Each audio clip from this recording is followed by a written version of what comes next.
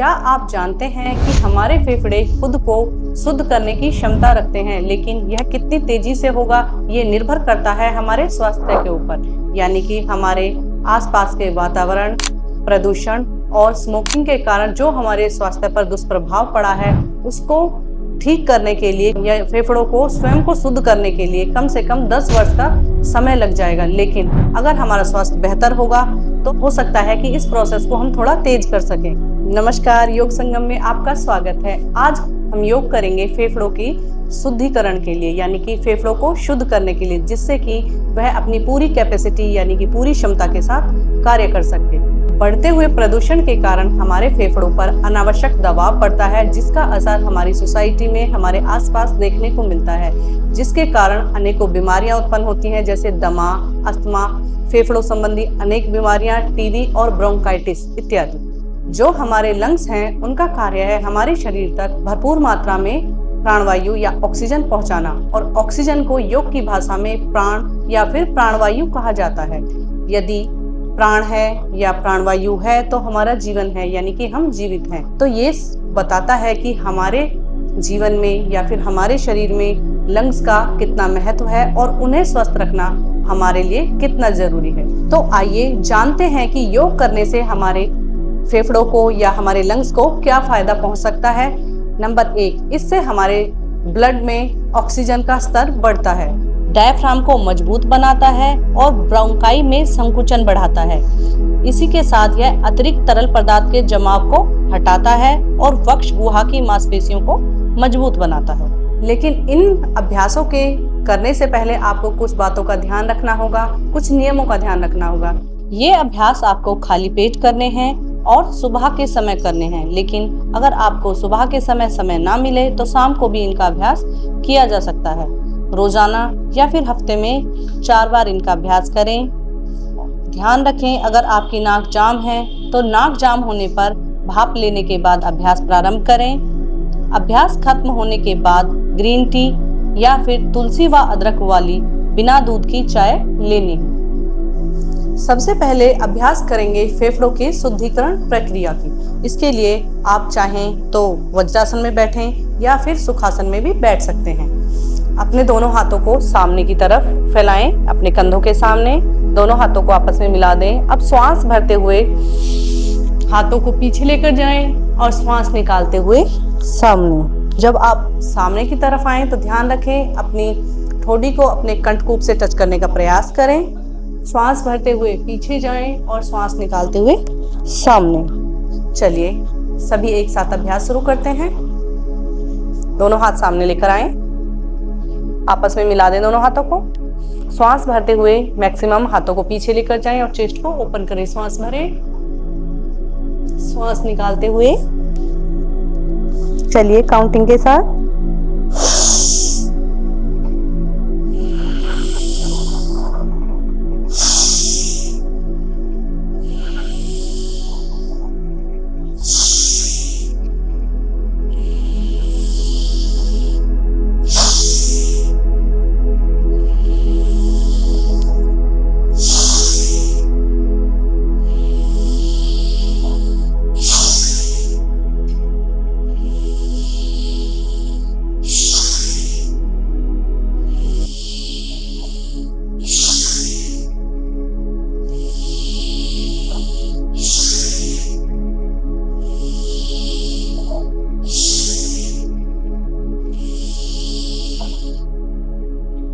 Relax, धीरे से आंखें खोलें। इस प्रकार आपको 10 बार अभ्यास करना है। श्वास भरते हुए हाथों को पीछे लेकर जाएं, चेस्ट को पूरा ओपन करें। मैक्सिमम श्वास अंदर लेने का प्रयास करें और जब सामने आएंगे तो श्वास निकालते हुए आएं और कंठकूप को, अपनी ठोड़ी को अपने कंठकूप से लगाने का प्रयास करें। दूसरा अभ्यास जो हम करेंगे उसमें हमें अपनी श्वासों पर ध्यान देना है। श्वासों को अंदर भरना है और बाहर निकालना है। 5 की काउंटिंग में श्वास भरना है और 10 की काउंटिंग में धीरे धीरे श्वास को बाहर निकालना है, जिससे कि हमारे फेफड़ों को पूरी तरीके से मजबूती मिलेगी और पूरी तरीके से प्राणवायु का संचार बेहतर होगा। इस तरीके से आराम से बैठ जाएं, चिन्ह मुद्रा बनाएं। अब आपको 5 की काउंटिंग में श्वास भरना है। नाक से श्वास भरें, 1 2 3 4 5। 10 की काउंटिंग में श्वास अपने मुंह से बाहर निकालें। 1 2 3 4 5 6 7 8 9 10। रिलैक्स। आपको रेचन लंबा करना है, यानी कि श्वासों को बिल्कुल धीरे धीरे 10 की काउंटिंग तक श्वासों को बाहर निकालना है। रिलैक्स हो जाएं। फिर से श्वास भरें 5 की काउंटिंग में। 1 2 3 4 5। धीरे धीरे बाहर मुंह से श्वासों को बाहर निकालें। 1 2 3 4 5 6 7 8 9 10। फिर से श्वास भरें। तीसरी श्वास। 1 2 3 4 5। श्वास बाहर। 1 2 3 4 5 6 7 8 9 10। रिलैक्स। 2 बार और अभ्यास दोहराएंगे। आप वीडियो में देख सकते हैं, उसके अनुसार आप काउंटिंग करें या मानसिक गिनती के आधार पर करें। चलिए श्वास भरें। 1 2 3 4 5। श्वास बाहर। 1 2 3 4 5 6 7 8 9 10। रिलैक्स। 1 2 3 4 5। श्वास बाहर। 1 2 3 4 5 6 7 8 9 10। रिलैक्स।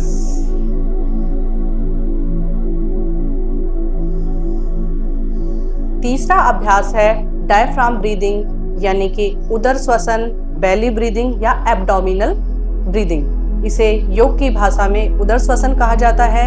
इसमें हमें नाक से ही श्वास भरना है और नाक से ही बाहर निकालना है, लेकिन ध्यान रखना है जब श्वास अंदर भरेंगे तो हमारा पेट बाहर होना चाहिए, और जब श्वास बाहर तो पेट अंदर, यानी कि हमारा पेट एक बैलून के जैसे होना चाहिए श्वास लेते हुए और छोड़ते हुए।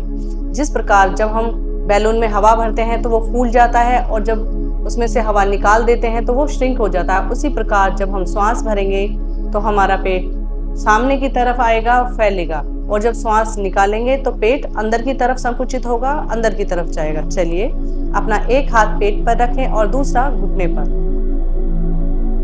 श्वास भरें, पेट बाहर, श्वास बाहर, पेट अंदर, श्वास अंदर, पेट बाहर, श्वास बाहर, पेट अंदर। इसी प्रकार 10 बार अभ्यास दोहराएं और रिलैक्स करें। अगला अभ्यास है आंतरिक कुंभक। इसमें हमें श्वास भरना है और उसे होल्ड करना है, यानी कि रोक कर रखना है 10 की काउंटिंग तक, यानी कि 10 सेकंड तक आप श्वास को होल्ड करें, फिर बाहर, फिर से श्वास भरें, होल्ड करें और श्वास बाहर। इस प्रकार हम 5 बार अभ्यास करेंगे। चलिए दोनों हाथ घुटनों पर, कमर गर्दन सीधी, श्वास भरें, होल्ड, 10 की काउंटिंग तक होल्ड करें,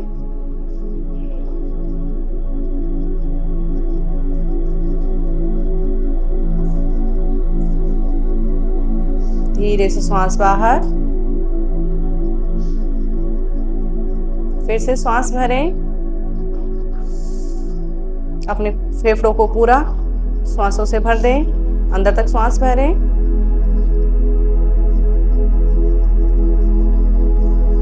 होल्ड, थोड़ा और रोकें, धीरे धीरे बाहर, तीसरी श्वास भरें, होल्ड,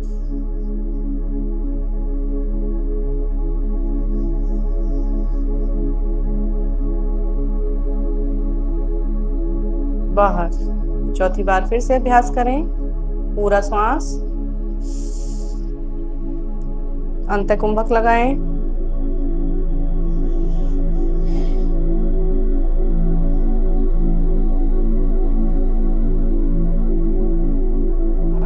श्वास बाहर। लास्ट टाइम हम काउंटिंग के साथ करेंगे। चलिए, श्वास भरें।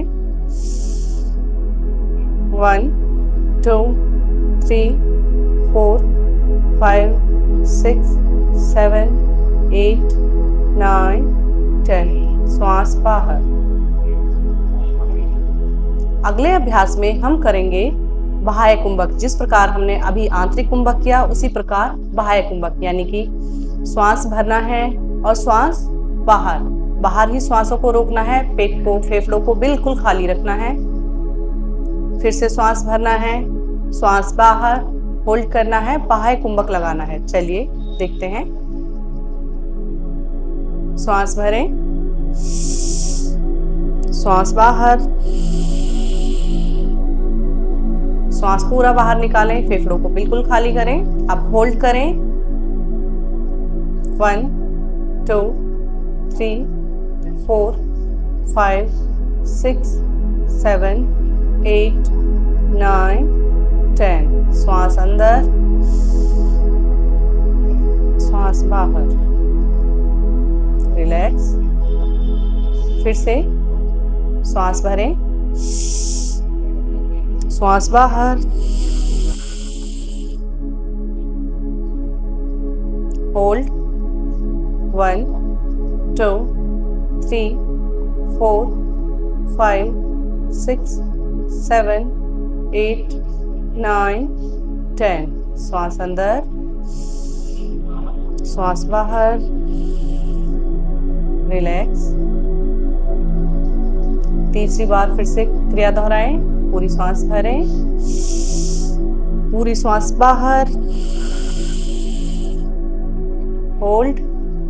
1 2 3 4 5 6 7 8 9 10। श्वास अंदर,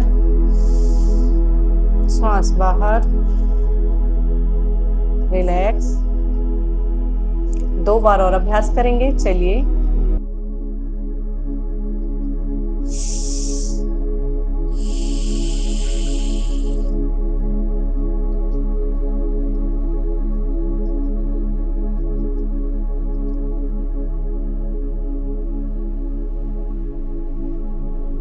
श्वास अंदर, श्वास बाहर। फिर से अंत में हम एक बार और अभ्यास दोहराएंगे, यानी कि 5वीं ब्रेथ लेंगे। चलिए, श्वास अंदर, श्वास बाहर, होल्ड।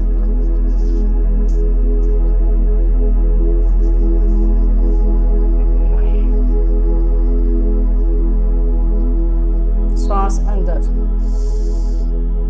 बाहर। रिलैक्स। यानी कि आपको श्वास अंदर भरना है, श्वास बाहर निकालना है। जब आप श्वास बाहर निकालेंगे तो अपने आप को प्रयास करें 10 सेकंड तक होल्ड करने का।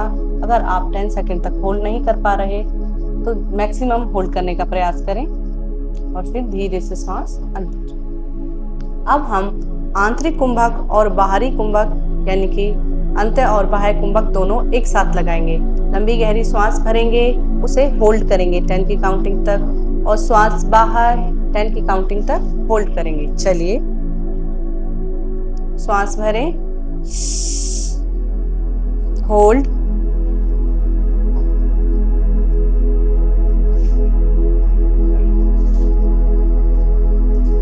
श्वास बाहर, होल्ड।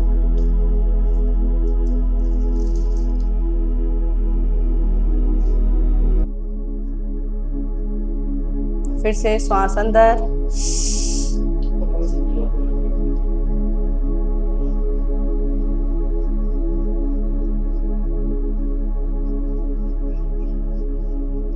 श्वास बाहर। अंतः कुंभक और बाह्य कुंभक एक साथ लगाने से हमारे शरीर में ब्लड का सर्कुलेशन बढ़ेगा, साथ ही साथ हमारे रक्त में, हमारे फेफड़ों में ऑक्सीजन की प्रॉपर मात्रा पहुंचेगी, और साथ ही साथ इससे हमारे फेफड़ों का संकुचन और फैलाव बेहतर तरीके से होगा।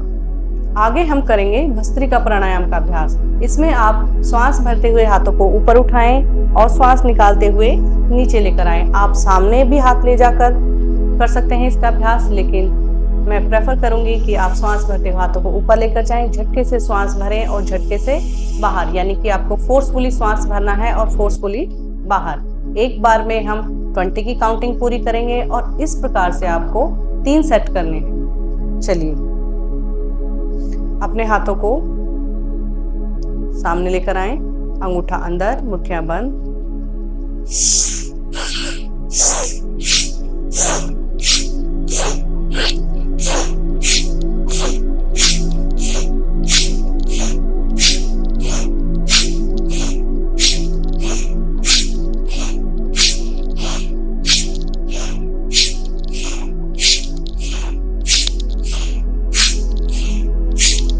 रिलैक्स।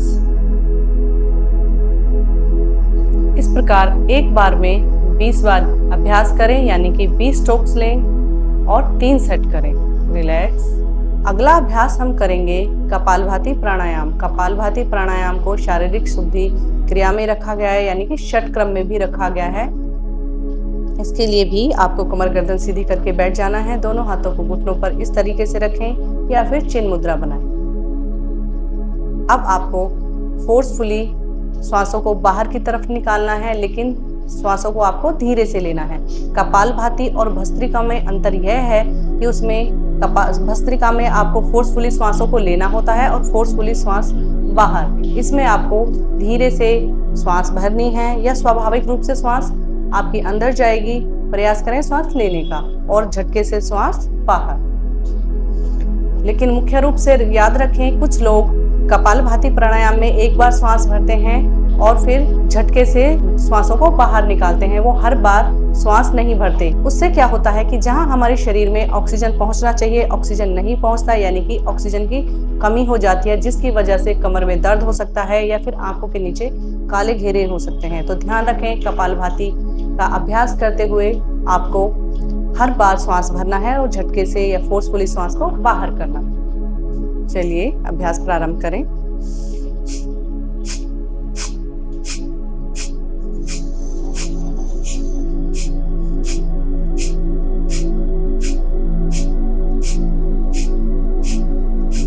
आप अपनी आंखों को बंद कर सकते हैं और जब आप आंखें बंद करेंगे तो आपका पूरा ध्यान आपकी श्वासों पर रहेगा। प्रयास करें आंखें बंद करें। अपना पूरा ध्यान या तो आज्ञा चक्र पर लगाएं या फिर नौस्टल के अग्रभाग पर।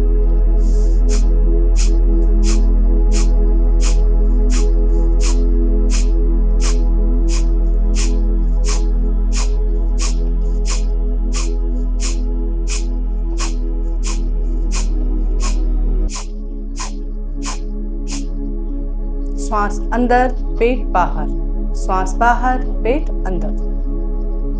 इस प्रकार आपको कपालभाति के भी 20 स्ट्रोक्स लगाने हैं एक बार में और 20-20 के 3 बार अभ्यास करें, यानी कि 3 सेट लगाना। इन सभी क्रियाओं और प्राणायाम के बाद यदि आपको थकान फील हो रही है तो 10 मिनट शवासन में रेस्ट करें और उसके 20 मिनट बाद आप ग्रीन टी लें या फिर अदरक और तुलसी वाली बिना दूध की चाय लें। धन्यवाद। इसी प्रकार की योग संबंधी वीडियोस के लिए योग संगम को लाइक करें, शेयर करें, सब्सक्राइब करें।